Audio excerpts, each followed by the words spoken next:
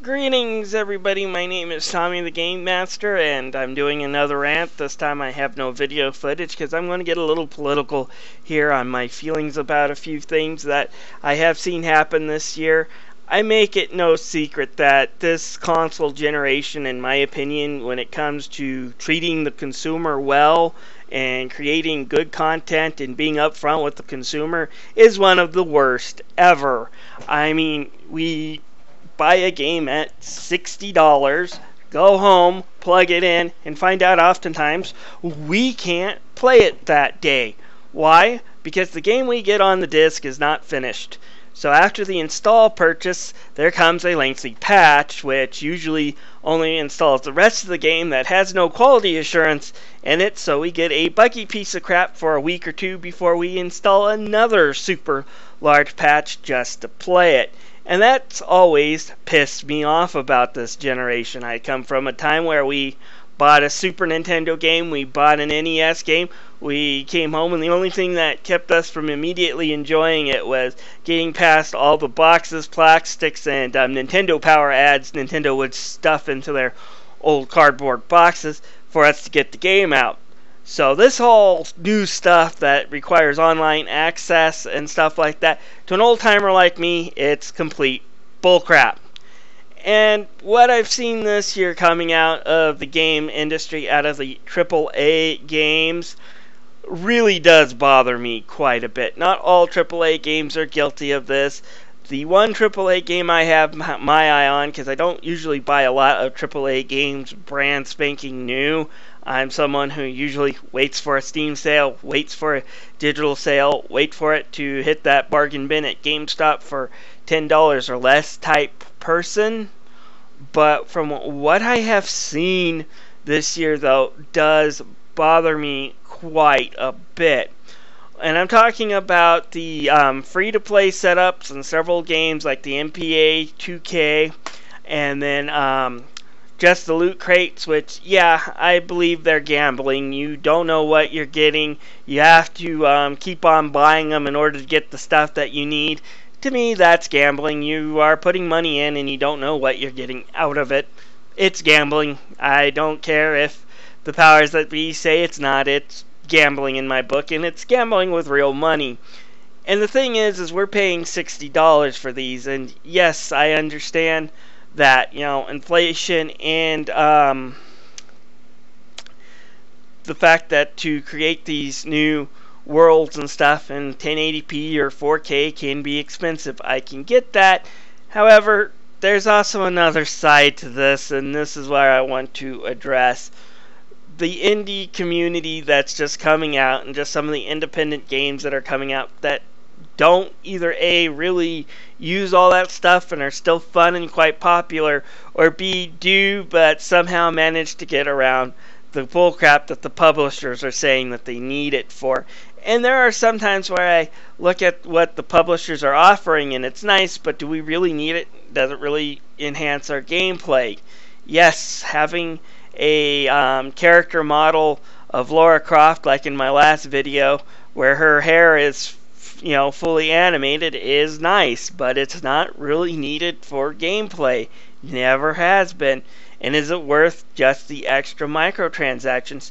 So here's what I'm suggesting people do, and it's basically based what I've seen off of the NFL, what's been happening with them the last few weeks.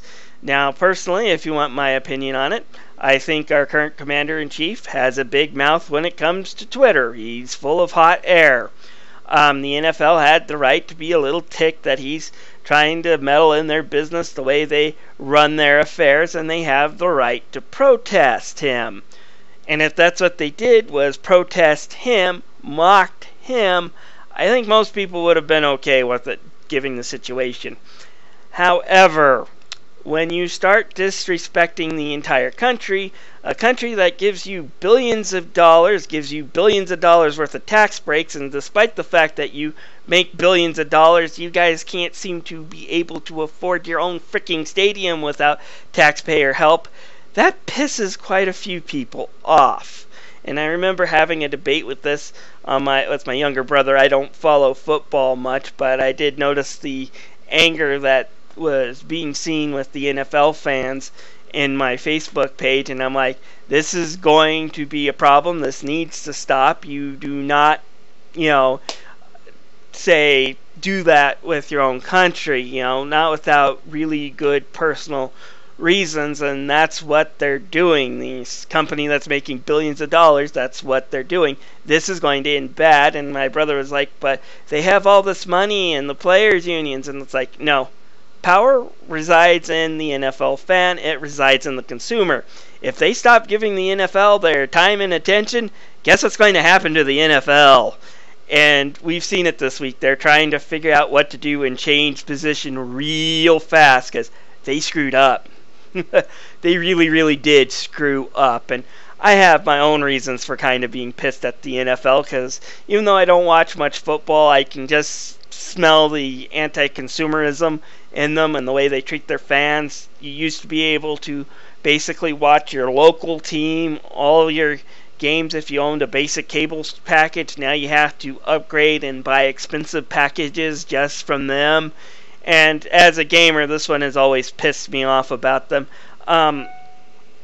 I used to see a whole bunch of football games for the PlayStation 2, a whole bunch of new ideas on how to play that sport, and I enjoyed some of them. I enjoyed my Blitz. I enjoyed my NFL Street.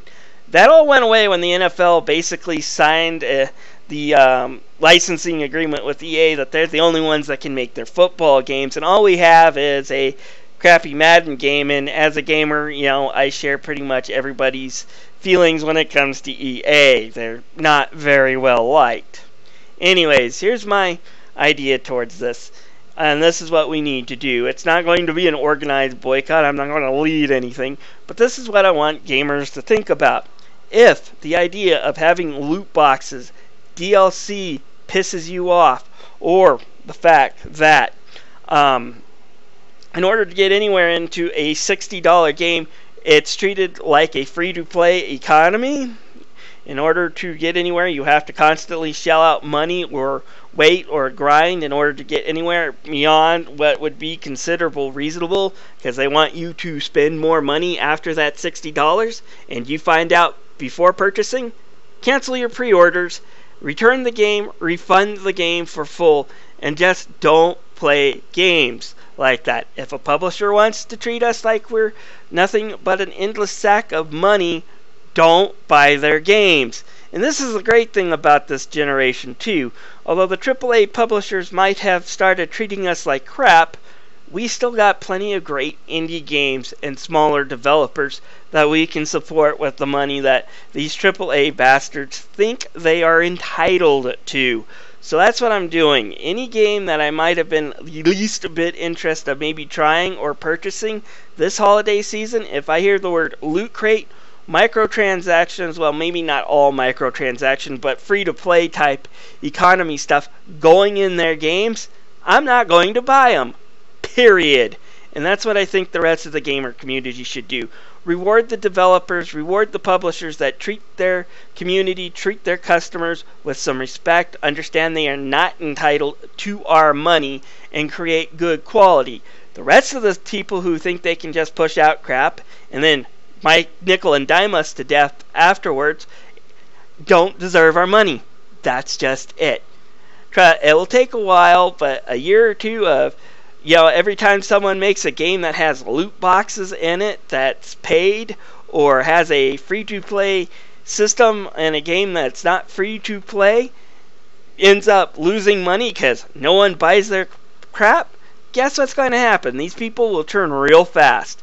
The people who own the power when it comes to business oftentimes are not the big businessmen. It's not the big corporations. It's what they like you to think. They're big and powerful. But more oftentimes than not, it lies in the consumer. When consumers don't support the big businessmen, they get scared really, really fast. It's why I love capitalism so much, because I love it when I see large companies who think they have it all be brought down with their hubris. It's one of the things I do love about it. It's why I champion this type of market structure so much. So yeah, that's what I'm going to do this year, and going to continue onwards. I don't care how much I like the game. If you try to nickel and dime me with DLC, I want to wait for a Steam sale where that thing's on sale for $2 before I even think about touching your product. And that's how I think gamers in general should basically engage with this. If you're really angry about it, don't buy the game. It's as simple as that. This is Tommy the Game Master signing off. If you have any comments about this, feel free to leave them down below.